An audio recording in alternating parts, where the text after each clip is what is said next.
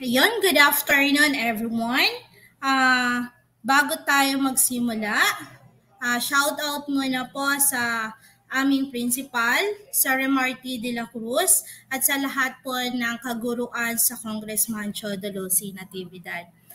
Good afternoon to all. And good afternoon to all the students. Okay, so Samantha, Gaza, Caribbean, and sa teacher po ni, kay teacher sa Bohol si Teacher Rachel Villanueva. Good afternoon, Ma'am. Thank you for watching.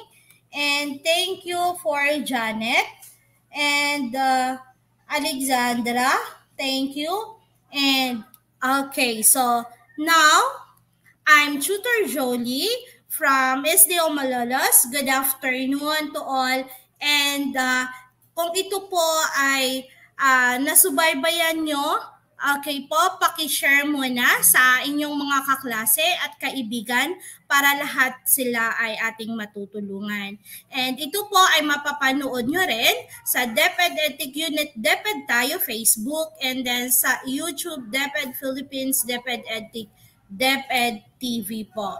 Okay. So now, ngayon po ay nasa week 4 na tayo, quarter 4, which is algebraic expressions. Ang topic po natin this afternoon. And bago tayo magsimula, nais ko lang pasasalamatan ang SOC Surgeon Region sa pagpapahiram o pagpapagamit ng kanilang modules. Okay, so objectives for this afternoon. After going through this module, you are expected to, number 1, illustrate and differentiate related terms in algebra. For number 2, evaluate algebraic expressions for given values of the variable. So, what's new? Suppose numbers are assigned 2 letters of the alphabet as follows. We have A, 1, B, 2, C, 3, D, 4, and E is 5. Find the value of a name by adding the values of each digits. Okay, and so on up to Z, which is equals to 26. The first name, we have M, Mary, M for 13. I-add lang natin yung given value. We have, okay, yung M natin. So, we have, yung M natin is 13. Yung A natin is 1. Yung R natin, yung value niya is 18. And then, ang Y natin is 25. Then, we're going to add all the given values. That is, if we're going to add, the answer is 57. Next. Okay, so again, we're going to find the value of a name by adding the values of its digits. Okay, the second name is A. So we have A stands for 1. Ang value niya is 1. C is 3. E is 5. Then you're going to add all the values. Okay, so ang makukuha natin is 9. Okay, what is the value of x plus 8 if x is equals to 3? So substitution tayo. We have x plus 8 is equals to, instead na x ang ilalagay natin, so ang value ni x, that is 3. 3 plus 8, then add the values, so makukuha natin is 11. Next one. What is the value of x raised to 2 minus 3 if x is equals to 2? So now, ang value ng x natin is 2. So substitution pa din tayo. So x raised to 2 minus 3 is equals to, instead na x ang ilalagay natin, so yung value ng x natin is 2. 2 raised to 2 minus 3. Then, okay, so that is, we're going to multiply by itself. Yung base natin is 2. So, 2 times 2, that is 4. Then, minus 3, nakuha natin si positive 1. Okay. So, yun. So, next we have, we're going to evaluate. So, x plus 2 over y minus 1. If x is equals to 1 and y is equals to 2. So, ang value, this time, ang value ng x natin is 1 and value ng y natin is 2. Again, substitution lang tayo, mga anak. So, we have x plus 2 over y minus 1. So, instead na x, again, yung value ni x natin is 1. 1 plus 2 over, ang value po ni y is 2. So, instead na y, ang ilalagay natin is 2. 2 minus 3. Then, after that, we're going to simplify. So, we have 1 plus 2, that is 3. Then, 2 minus 1, that is positive 1. So, i-divide natin. So, yung nakuha natin, so 1 plus 2, that is 3. Then 2 minus 1, that is 1. Then after that, we're going to divide. Kaya nakuha po natin si 3. Yes, good afternoon, Alexandra. Yes, good afternoon to all. Let's continue.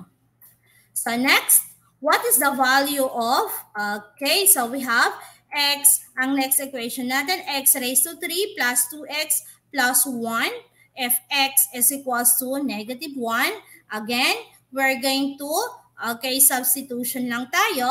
So, ang value ni x is, okay, so ang value, remind ko lang, ang value ni x is negative 1. So, x raised to 3 plus 2x plus 1. So, instead na x, ang ilalagay natin yung value ni x, which is negative 1. So, negative 1 raised to 3 plus 2 times negative 1. Kasi yun po yung value ni x plus 1. Then after that, simplify lang natin. So, negative 1 times negative 1 times negative 1, that is negative 1. Plus, positive 2 multiply to negative 1, the answer is negative 2 plus 1. Then after that, okay, proceed to addition. Negative 1 plus negative 2, that is negative 3. Plus negative 1, the answer is negative 2. Terms in algebra. Positive integers exponent.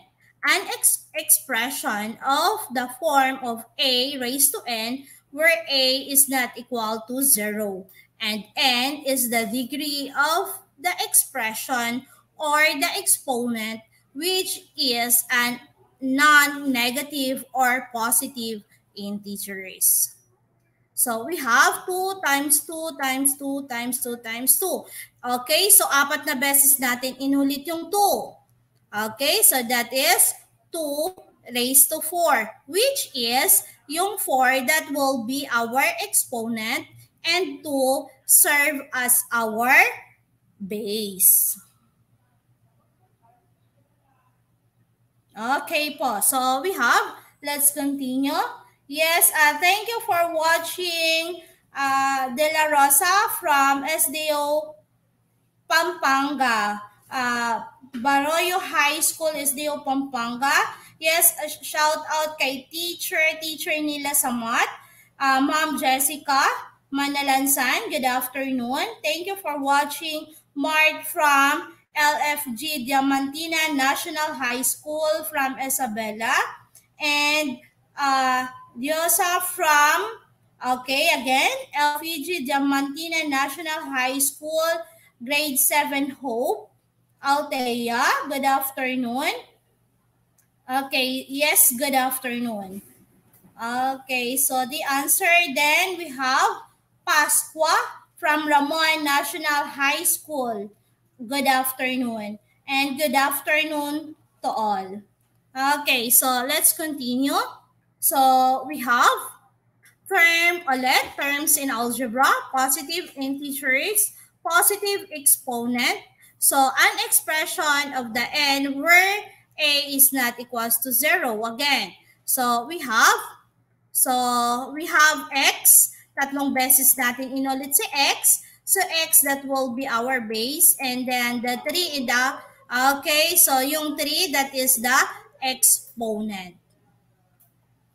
a positive integer exponent, a raised to n, where a is not equal to 0 and n is a positive integers. We have negative 5 raised to 3. So, ibig sabihin nun, tatlong beses lang natin ulitin yung base kasi ang exponent natin is 3. So, we have negative 5, negative 5, negative 5.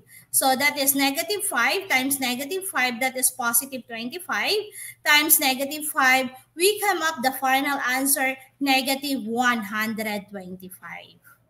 Next example, we have, okay, 1/2 raised to 2. So, ibig sabihin nun, i-multiply natin yung base natin ng dalawang beses. So, we have 1/2 times 1/2, that is positive 1/4. Okay, constant and variables. A symbols that represents an unknown number is referred to as a variable. We have X, Y, A, alpha, beta, and theta. Constant and variables. A constant is a symbol which has exactly one number or a fixed value in its replacement set. So we have, 4x raised to 2 minus 3y plus 2. We're going to identify the constant and the variables. Okay, so x and y is our variables. Then we have 2 is our constant. Next, little coefficients and numerical coefficients. The numerical factor of a term is called each numerical coefficient, or simply coefficient, and the variable factor of a term is called literal coefficient. And the variable factor of a term is called literal coefficient. Okay, so this is the blue one is our numerical coefficient, and then the yellow one is our literal coefficient. Algebraic expressions, terms, and polynomials. Algebra is a branch of mathematics which generalizes the facts of arithmetic, the result of combining symbols such as letters, numbers, punctuations, and operations of arithmetic is called an algebraic expression, or simply an expression. Okay, so thank you for the answer. Yes, Carolyn, 1 po ang final answer. Yes, Althea, good afternoon. That is watching from, yes, again, LFPD Diamantina National High School, Cabanatuan, Isabela. Thank you sa mga nagsagot. Good afternoon to, okay, Jeneline. Good afternoon. Abigail. Good afternoon. Okay lang, sabi niya, good afternoon, sorry po late. Okay lang yun, anak. At least nakahabol ka. Yes, Carobin, thank you for the answer. Alexandra, Crystal. Okay. Thank you sa sagot. So, we have next, we're going to continue algebraic expression, terms, and polynomials. Examples of algebraic expressions. We have 7, 3x, 2xy raised to 2, square root of 5ab, cube root of 27xy. X raised to 2 plus xy. Okay, again, x raised to 2 over xy plus 3xy, and 1/2 times quantity of x plus 3 raised to 2. A term. A term is a constant or a variable or constants and variables multiplied together. We have 4, example, 4ab, negative 5x, 2xy raised to 2, 1/2 xyz, and 7a raised to 2, b raised to 3, c, d raised to 2. A polynomial is an algebraic expression that represents a sum of one or more terms containing whole number exponents on the algebra, on the variables. We have 4ab minus 2a, then quantity of 3x times quantity of 2xy raised to 2. And another one, quantity of x plus 3 over 2 plus 5xy over 3. Ito naman yung mga expression na hindi, not a polynomial. Okay, number 1, ito yung mga reason kung bakit. Its exponent is not a whole number or a variable. Okay, so we have 3x raised to negative 2 plus 1. And the other one, 5y raised to 1/3. And then 27x. Tandaan, not a polynomial. Ito yung mga i-consider natin kung bakit hindi po sila polynomial. Number 1, again, its exponent. It's not a whole number or a variable. Okay po? Then we have number 2. The variable is in the denominator. Okay, so denominator. So we have, ang sabi dito, number 2, the variable is in the denominator. We have the example, 2 over xy, then x plus y over z. Number 3, the variable is under the radical sign. So we have square root of 5ab. And then, okay, fifth root of cb plus z raised to 4. Again, tandaan, not a polynomial. Number of terms, degree of the term, and degree of the polynomial. So we have 3x raised to 2 minus 4x plus 1. Has 3 terms. Bakit? Bibilangin natin. 1, 2, kasi si 3x raised to 2 is 1 term na po siya. Then 4x, another term. Then si 1, another term. Kaya, pag binilang po natin, 1, 2, 3, so we have 3 terms. Degree of polynomial natin is 2. Yun po yun, yung highest degree, that is our degree. So, degree is 2. The degree of a term is the sum of the exponents of the variables. The degree of polynomials is the highest degree among the terms. So, yung highest degree lang po yung kukunin po natin. Yes, 3. Thank you sa mga sagot. Yes, thank you, Alexandra, Samantha, Crystal, Eileen, Aliyah. Okay, Soriano, Athena Jane. Okay, so thank you. Yes, good afternoon po, watching from Bagnos Integrated School, Aurora, SDO Isabela. Thank you, Chriselle, for watching from Bagnos Integrated School, Aurora, SDO Isabela. Then for Alea from Ramon National High School. Okay po, thank you for watching. And Marjon for Baroyo High School, SDO Pampanga. Good afternoon to all. Let's continue. Okay, kind of polynomial according to the number of terms. So kinds of polynomial, we have monomial, binomial, trinomial, and multinomial. The number of terms, sa monomial natin, meron tayong isang term.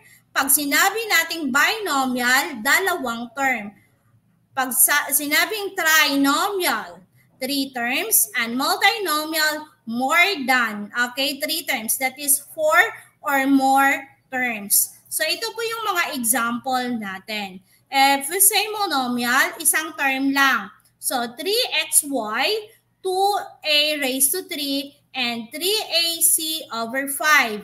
Pag sinabing binomial, from the word bi, ibig sabihin dalawa, so we have 4a plus 3.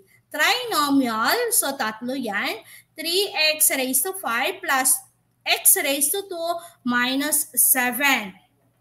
If we say multinomial, more than 4 or more terms. So 5x, ito yung example natin, 5xy raised to 5, then minus x raised to 2y plus x raised to 3y raised to 2 minus 4y minus 8. So, let's see. Tingnan natin. Okay, 5. Ano siya? Number of terms natin, constant siya. Then, degree niya, 0. Si 5 ha, constant yan. Okay, another one. We have, okay, 5xy. Yung number of terms, 1. Degree natin is 2. We have number of terms, another one, 5x raised to 3 plus 1. So, ang sabi doon, highest degree natin has a number of terms, 1, 2. So, that is 2. Then, the degree natin is 3. Ito po yun. Okay, next one, y raised to 5 minus 2y raised to 4 plus 3y plus 7. So, number of terms natin is 4. Then, degree natin is 5. Highest po, okay? So, yung highest degree natin is 5. So, yun po yung degree natin. Magsaserve as degree natin. Okay, next one. Evaluating an algebraic expression. Okay, steps to follow in evaluating algebraic expressions. Number 1, ito yung mga steps natin ha to evaluate. Substitute the given values for each variable. Number 2, simplify first the expression within the parentheses. Number 3, perform all indicated operations and simplify the result. Ito po yung mga steps natin na dapat nating tandaan to evaluate the algebraic expressions. We have, okay, so the first one, x plus 3y if x is 2 and y is negative 1. Again, okay, substitute natin. Substitution tayo. So, ang value ng x natin is 2 and value ng y natin is negative 1. So, we have x plus 3y is equals to, instead na x, ang ilalagay natin si 2, then plus 3, ang value ng y natin is negative 1. Then after that, we're going to simplify. So we have 2 plus 3 times negative 1, that is negative 3. So 2 minus 3, that is negative 1. Why it is negative 1, mga anak? Okay, so dahil ito, okay, addition tayo, so change the sign of the subtrahend and proceed to addition, kaya naging negative 1. Mas malaki po kasi si negative 3, kaya yung sign po niya ang kakopy natin. Then, next one, x raised to 3 minus 4. If x is negative 1, again, substitution tayo, then after that, simplify natin. We have, okay, so negative 3. So we have negative 3 raised to 3. So then, so 3 times, okay, so that is, so 3 minus 1. So that is 1 minus 4. Okay, so that is negative 1 plus 3 minus 4. So answer is negative 2. Okay, the next one, Tell whether each polynomial is a monomial. Pag monomial, ang ilalagay natin is M. Binomial, ang ilalagay natin is B. Then trinomial, ang ilalagay natin is T. Or polynomial, multinomial, ang ilalagay po natin is MT. Okay, sige nga, try natin mga anak. Okay, so Mendoza from listening from Diamantina National High School. Yes, thank you for listening. Watching from Ramon National High School. Thank you for watching. Vinoya, thank you. Mary Joy, yes. Akisha, thank you from, okay, Caribbean, yes. Mono means one. Yes, anak. Thank you. From the word mono. Thank you, Caribbean. So, Samantha. Yes, thank you for the answers. Yes, mas malaki po yung negative 3 kaysa sa 2. Yes, thank you. Kaya, ang sign po ng negative 3. Exactly, sign ng negative 3 ang ikakopy natin. So, next one naman. Okay, sige nga. Paki-chat po sa chat box natin. Try ko lang. Try natin kung talagang nakikinig, mga anak. Again, ang instruction natin. Tell whether each polynomial is a monomial. M lang po ang ilalagay. Pag binomial, B lang. Pag trinomial, T.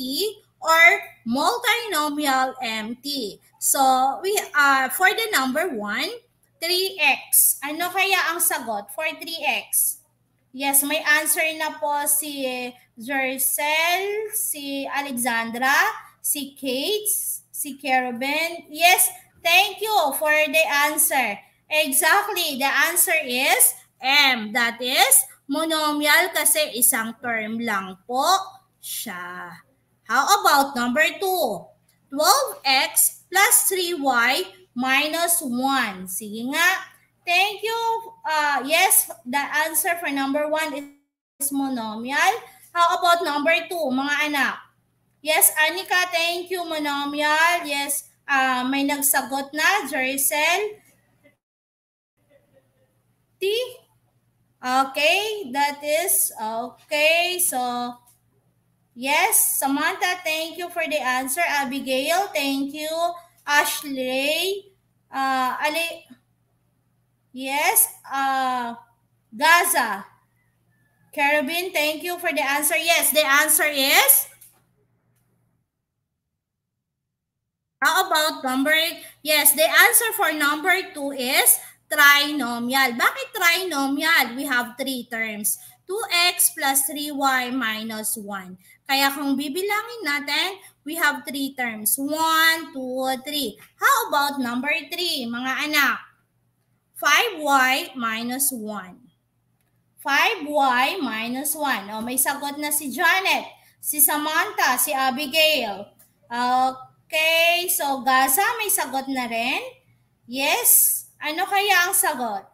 Tingnan natin. So, we have 5y minus 1 is binomial. Okay, watching. Saan yun? So, yes, Luis. Thank you for watching.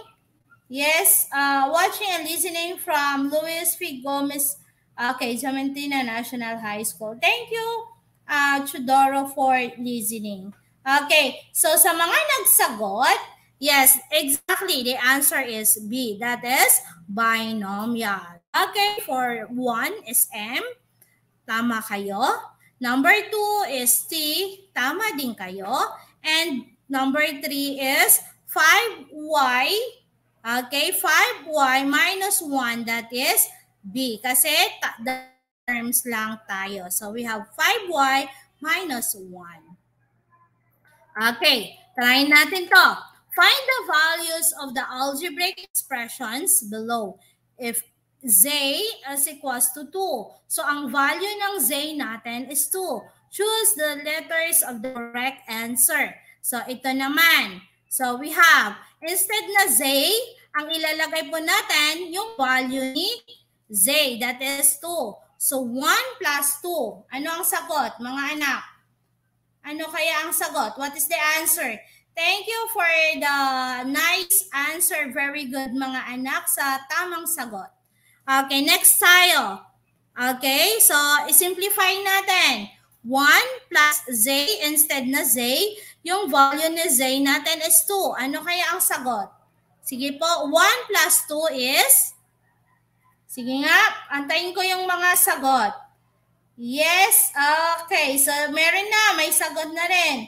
Okay, H daw. So let's try.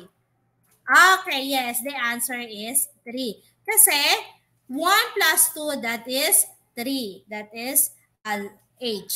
How about this one? Okay, may sagot na pala. So, Z, that is 2. Minus 2, the answer is 0. Thank you. Tama po lahat ang sagot nyo, mga anak. Thank you. Ang bibilis. Okay po. So, the answer is 0 kasi 2 minus 2, that is 0. How about this one? Okay. So, we have, okay, so 2 divided by 2, the answer is 1. Okay po. I-divide lang natin. Thank you sa sagot. Okay, ang bibilis magsagot. Nakikinig talaga. Thank you for a nice answer. Okay, how about this one? Negative 7Z over 2. Ano kaya ang sagot? Okay, so mamimili tayo din kung ano po yung sagot. Okay, so negative 7Z over 2. Okay, F. F kaya ang sagot? Tingnan natin. Okay, so we have Jerzel. Meron ng sagot. So, F, Carabin, yes, thank you. Janet, A, try natin. Okay, so A. Kasi, negative 7 instead of Z is 2. Negative 7 times 2, that is negative 14. Then, i-divide natin sa 2. So, ang sagot natin is negative 7. That is A. How about this one? 4 minus 3Z. Okay, so ano ang sagot? Tingnan natin. Okay, so we have C, that is negative 2. Substitute lang natin 4 minus 3 times 2. So 4 minus 3, 3 times 2, that is 6. Diba? Negative 6. Then, negative 6 minus 4, that is negative 2. Next one, ay, wait.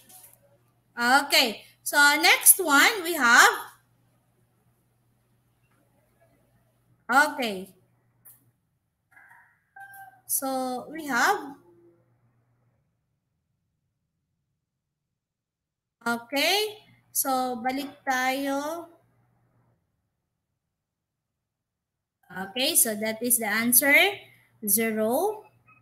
Then we have negative, okay, 1. Then for that is negative 7. So we have, so C is negative 2. Wait lang.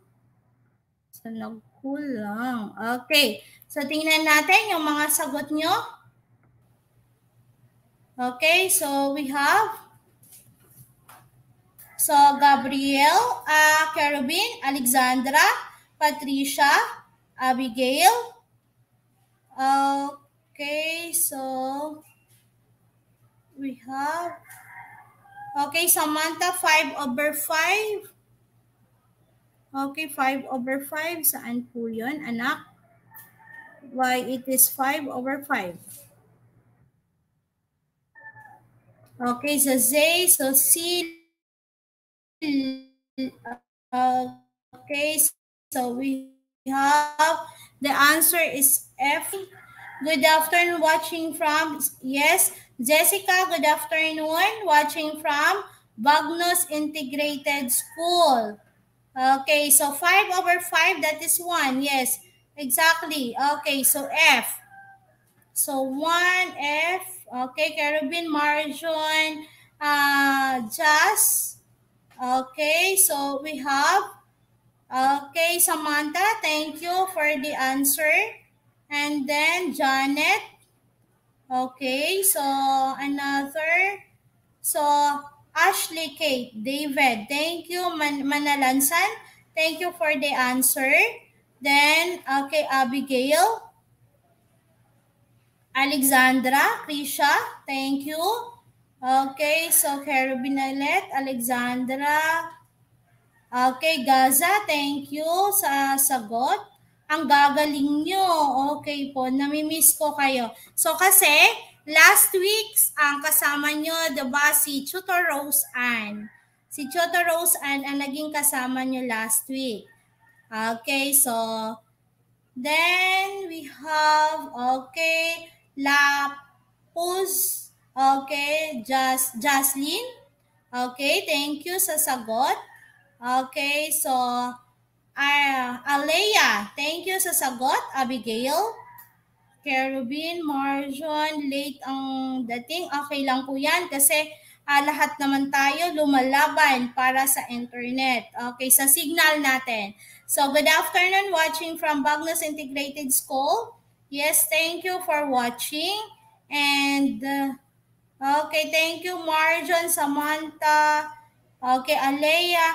Tama po lahat ng sagot. Ibig sabihin nun, nasusundan nyo yung topic natin. Isa pa, pag ito po, okay, so mga anak, pag ito po ay nakaligtaan ninyo, pwede nyo po ito mapanood sa TV, sa IBC 13 po. So yung time po natin doon ay 11 to 12.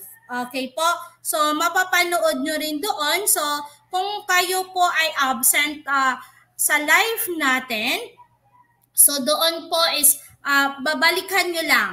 So babalikan nyo, then pwede nyo rin mapanood sa YouTube natin at saka sa Facebook. Lahat po yan. Pag kayo is absent dito, pwede po nyo mapapanood yon para mabalikan nyo, ma-review nyo ulit. Pag ito po, yung topic natin is nakakalimutan nyo. Okay po, so yun dahil malilito kayo doon sa, again, doon sa subtraction, pero ang gagawin nyo lang, okay po, sa subtraction natin ng integers, okay, i-change natin yung sign ng subtrahend, then proceed to addition. Huwag po kalimutan kasi yung iba, dire-diretso again, hindi dapat mini-memorize, tandaan nyo lang po yung mga process po. Para naman sa ganon, makakasunod kayo mga anak. Thank you again, thank you sa sagot. Okay, pasensya na late. So, si 5/5. Yes po, 5/5. Okay, so Janet. Okay, thank you. Wow. Carabin, may paganyan siya. Thank you, anak. So, Mark from Cabanatuan Senior High School from grade 7. So, Cabanatuan, ito po ay Cabanatuan po, hindi from Diamantina National High School. Ang nakakabanatuan lang po. Kasi, okay, so lovely, good afternoon. So, watching from, yes, thank you, lovely. Watching from Bagnos Integrated School. Okay, so, okay, Janet. Okay, so, we're celebrating, we got 5 out of 5. Yes, very good, anak. So, yun. So, may pakla pa. Yes, so perfect. Tama. Tama po yung mga score nyo. Perfect. Okay, so, Alea, good afternoon po. Watching from Ramon National High School. Okay, so, okay. So, Sainid, thank you sa'yo si Carabin. So, thank you daw. Alam mo na yan. Okay, so, lovely Joyce. Okay, watching from, again, okay, so, ang dami na nating Bagnos National High School and Baroyo at saka Diamantina National High School po. So, yun po yung galing from Isabela po na eskwelahan. So, Carabin, thank you po. Yes, anak, thank you din. Marami na naman akong Yes, thank you, Carabin. Yes, pwede mo rin sa, okay, so, pag merong tanong, pwede din po i-PM ako. Pwede din magtanong if gusto nyo po. Okay, so sumasagot ako. Yes, Gaza, yes, anak una yung I ha, ng pangalan ni Tutor Jolie. Okay po. So, yes, again, okay, lovely, thank you. Yes, Samantha, thank you, thank you. Magaling po magturo mga tutors natin. Yes, thank you po. Lahat tayo sama-sama at magtutulungan po. And then, so, that's it. So, salamat.